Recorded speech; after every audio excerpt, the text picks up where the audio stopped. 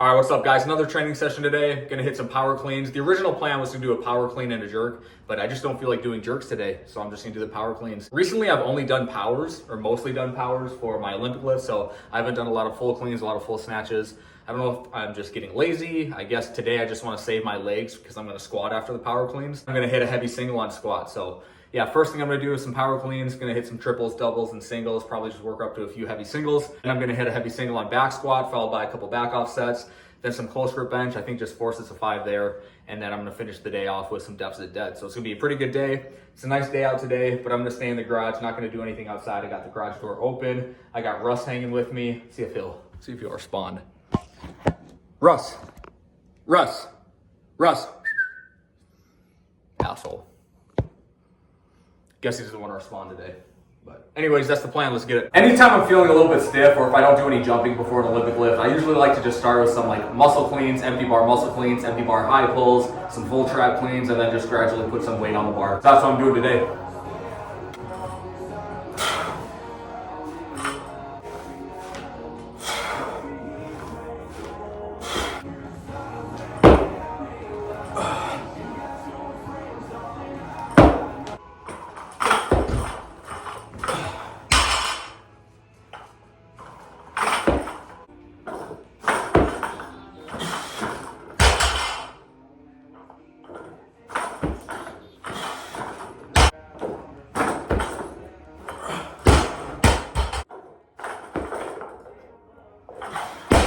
So I work with football players. I just got done working with the football team this morning from like 6 to 11:15 this morning on campus. And I'm not the head strength and conditioning coach for football. I'm just an assistant, so I can't take credit or whatever for anything that they do, good or bad. But they were cleaning this morning, and I always find it like really amazing how some people, and I know I talk about Olympic lifting all the time on this channel. It's probably super redundant, super tedious to listen to, but I always find it really interesting how some supposed strength and conditioning coaches will talk about how long it takes to get someone to clean or snatch with like proficient enough technique in order to actually like implement the lifts into their training program.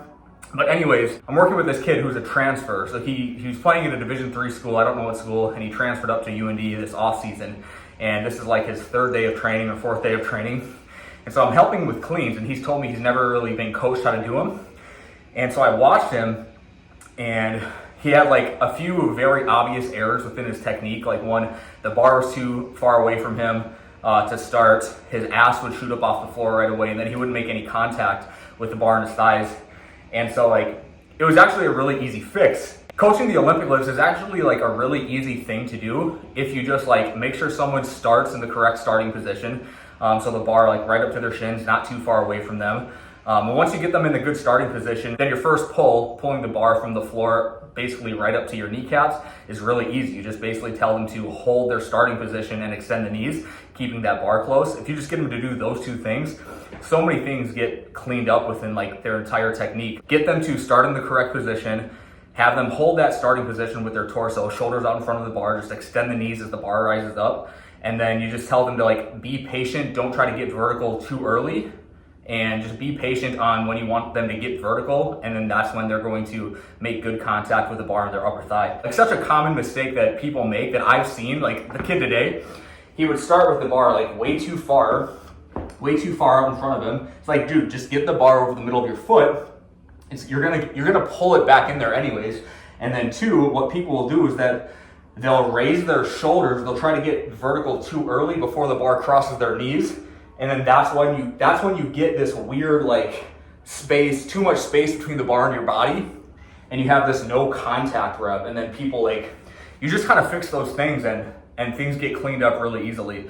And so like this one kid who's like a decent athlete, he's an offensive lineman. I just gave him a few simple cues. I just had him start in the correct starting position, told him to keep his shoulders out in front of the bar and make sure that the hips don't rise too early off the floor. And then I just told him that be patient, let the bar cross the knees, and then get vertical and hump the shit out of the bar, and it cleaned it all up really, really quickly. So yeah, just a quick story for you on that.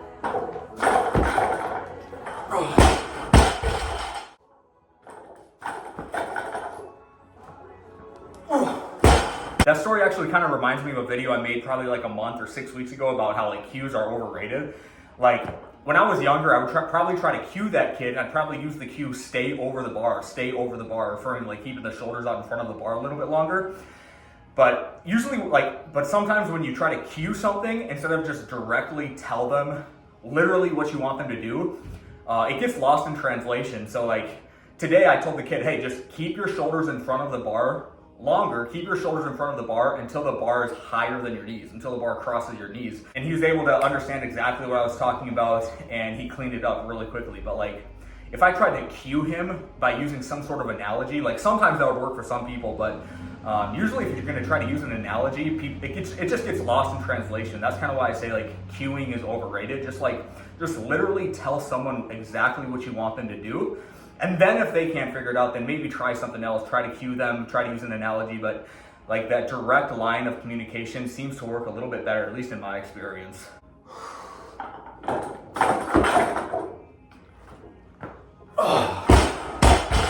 was kind of a shitty rep.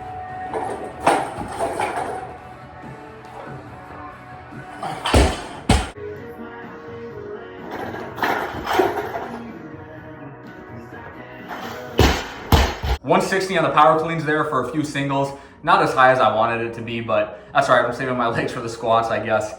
So we'll start working up to a heavy single now.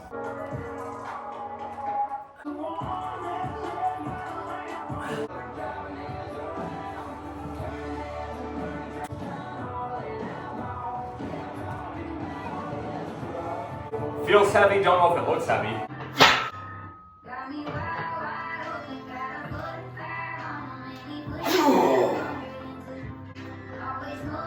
580 single is pretty decent, and I think I moved it pretty well. I'm gonna have to look at that on video. So I'm gonna do a back off set of 5 here at 475.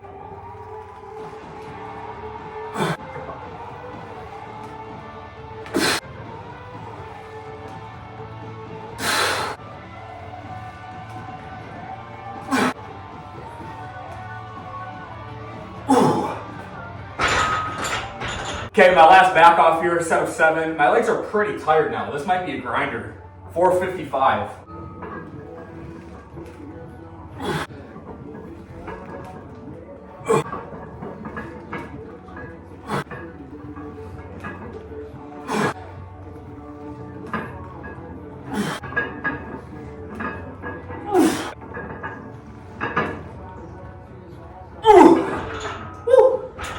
Close grip bench now. I got 4 sets of 5. I'm gonna do my first set at 280.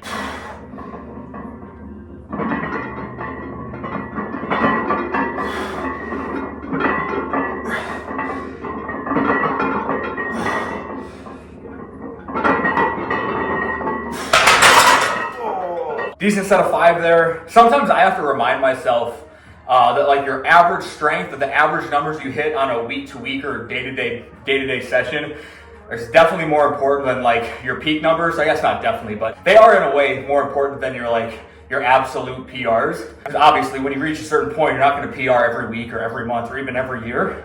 And so like, sometimes it can kind of be discouraging knowing that like you're however far off you are from like your highest PR, your best PR. But then like you go back and you look at your training. So I have the Train Heroic app for my Haas concurrent training, and I'm really bad about logging things, but you go back and you look at your log. So I'm doing 280 today. I'm gonna do another set of 280. I don't know if I'm gonna get much heavier than that today. That one felt pretty hard. But you look at your training log and it's like, I know my best set of 5 in the past 4 months or whatever it is on close grip bench is 290 or 295, and I'm hitting 280 today, which is lower, but my average set is higher than what my average set was back then when I hit that 295 or that 290 set of 5. Like the range back then was like, I do a set at 265 on a bad day, and I do a set of 290 or 295 on a good day, where now my bad day is 275 or 280. So like my average numbers, my average sets of 5, my average working numbers are higher than my average working numbers were 3 or 4 months ago, but my absolute best isn't higher. So it's a good way to kind of manipulate yourself into remembering that, you know, you are making progress. Your average numbers consistently are better than what your average numbers were way back then. All right, set 2 here.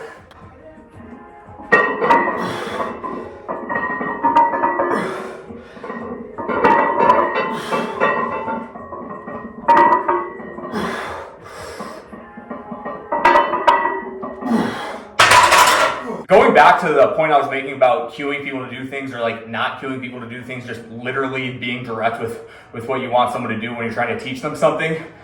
Maybe I'm just retarded, and there's a definite possibility that I am. But I'm sure everyone who's watching this has heard the cue, like, get your hips through. I never knew what that meant when I was playing football, when I was playing hockey, when I was in high school. And again, maybe I'm just like fucking retarded, but I never knew what that meant. Like a coach would tell me if I'm trying to tackle somebody, hey, get your hips through more, get your hips through more, get your hips through more. I was told that so often. In my head, you don't want to talk back to coaches, but it's like, in my head I was thinking, I don't know what the fuck that means. What does that mean, get your hips through? Get your hips through what? I do know what it means now. It just means extend your hips. That's just one example I can think of like a cue that never resonated with me when I was younger, when I was in high school. I guess probably even in college too. My coaches would tell me that when I was playing football. But yeah, that's just one story.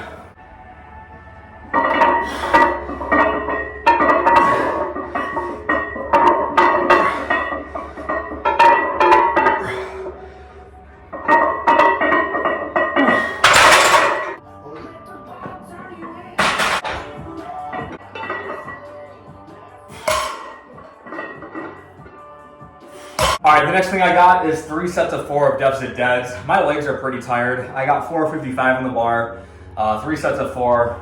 This is like I don't know, it's 2 plates. I don't know, what is that, 6 inches as my deficit, 6-inch deficit. I kind of want to talk about this one tweet that I saw from Cody Hughes. And I like Cody Hughes, by the way, so Cody, if you see this, I'm not throwing any shade towards you. But he made a tweet, and I met Cody in person at the CSCCA conference a little over a month ago. Awesome dude. But he put this tweet out. This is probably a week and a half or 2 weeks ago. I guess I don't really know. I'll put it up here on the screen for you guys to see what it was. It was something about like stop doing conditioning after practice for high school football coaches, something like that, saying that it's not going to affect your wins and losses. It's not gonna provide more wins in the win column. That's not really the point of doing conditioning. Like nobody really thinks that anything you do in training is actually going to significantly affect your record. No, I don't think anybody really does think that. If that's the case, if you really wanted to take that to its logical conclusion, you could even say like, don't do sprints in your training. You don't have to do anything in your training. Not like sprinting, plyos, the stuff that a lot of strength and conditioning coaches or sports performance coaches, because they want to distance themselves from strength and conditioning, that title. But a lot of sports performance coaches who really highly value sprints and plyos, which they should, as do I, you would have to remove that too, because you can't look at sprinting and plyos and jumps and all these other modes of training and think that's significantly going to affect your wins and loss column. It's just nothing does. So like the point of conditioning isn't, unless the coach is like really fucking stupid. I don't think any sport coach adds in conditioning at the end of practice thinking that's going to like actually provide them 1 or 2 more extra wins for their season. I just don't think that's the case. Me and Jake Tura talked about this on his podcast, that sometimes it's more important, or sometimes it's more important, or sometimes it's actually better for kids, especially high school kids, especially middle school kids, even college age kids, to just do something hard and like make them work hard regardless of like the benefits, regardless of the physiological or athletic development benefits of that activity. Quick story for you. So I work with Tice. If you guys have followed me long enough, you know who Tice is. He's a kid I work with. He's a hockey player, and a couple of years ago, he didn't make the hockey team he wanted to make. He made the B team, not the A team, and he was really down about it. And his dad just said to me, "Hey, he didn't make the team he wanted to make. He didn't work as hard in the off season as he should have. He kind of thought he could just show up to tryouts, and because he like did enough work, he did the same amount of work as the rest of his peers. He thought he was going to make the A team, and he didn't make that team. And I think he just needs to be taught a lesson that he needs to work hard. So just kick his ass." That's what he said to me. Just kick his ass. He needs to be taught that he needs to work harder than he has been in order to get the results he wants. And I see a lot of value in that. Like sometimes the value of just working hard for the sake of working hard to achieve something, like that's the whole, like the process is worth more than the reward in a lot of ways, and that saying is true. I think a lot of kids are better off sacrificing a day or sacrificing a few days throughout the year of good training or good athletic development to just do something hard. I think that is really good for a lot of people in the long run. There's not a better place than the weight room or a training session than to manufacture hard work. We live such easy, soft lives, there's not a better place to manufacture hard work than the weight room. So like we have air conditioning, we have cars, we have running water. Like there's just not a better place to do it. You can do it safely. You can really kick someone's ass. Like think about what's better for a kid in the long run. Doing 4 days a week of like good athletic training, or 3 days of good athletic training and 1 day a week where you just make them work and they really have to push themselves past a point of discomfort in order to get through. And like, what's the reward for that? The reward for that isn't athletic development, even though a little bit of the reward is, but the main reward for that is knowing that you can push yourself past a point of discomfort. Think about high school kids. None of them reach the point of like strong enough. I would even argue most college athletes don't reach the point of strong enough. Thinking about me, when I was in college, I think I went from like my freshman year, I was like a 465 back squatter. By the time I was a senior, I was a 5, I think my PR back squat was 585. So like every year I jumped up 20 to 25 pounds. And some people may look at that and think only 20 pounds in a year, like that's really not that much. But you have to think about it this way. In college football, you have like 6 to 8 good hard weeks of training in January and February, so 6 to 8 good hard weeks. Then you have spring ball. Well, that's 4 to 5 weeks, depending on what school you're at, where you don't get as much consistent hard training. So you lose some of that strength that you built in the first 6 to 8 weeks. Then you have spring ball. Then after spring ball, you have a week off. Then after spring ball, you have like 3 to 5 weeks until finals week of good hard training, and then you have finals week off, and then there's a dead period in May for 2 to 3 weeks that you have to take off, and then you get the end of May, you get all of June, 4 maybe 6 weeks of training depending on where you're at, where you can really build these physical qualities again. Then you have the week of the 4th of July off. Maybe some schools don't take the full week off. At UND we did. And then you have fall camp, and fall camp is a fucking grind. It's like 26 days, and it's really hard to push yourself in training during fall camp. And then you have the season, which depending on the length of your season, it could be 11 weeks, it could be 15 weeks.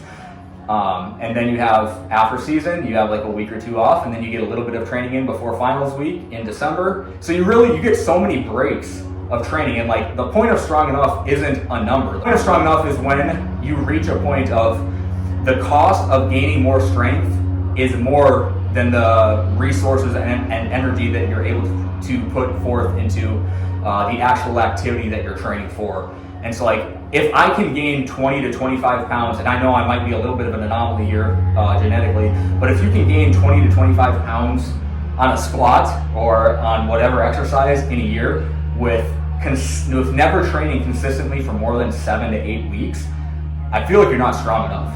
You can just continue to make gains, continue to make gains, continue to make gains. And so like most high school athletes, most college athletes are probably better served if they're not strong enough to just like ride that wave as long as they can. I don't know, this is a really long tangent. I just saw that tweet from Cody Hughes and it kind of got me thinking.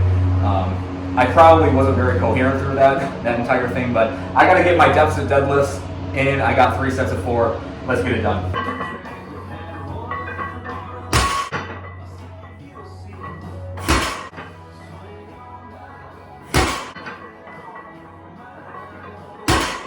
I've talked way too much in this YouTube video, so I'm just going to show my next set vertical so I can put it on Instagram. I appreciate you guys watching. I'll see you next video.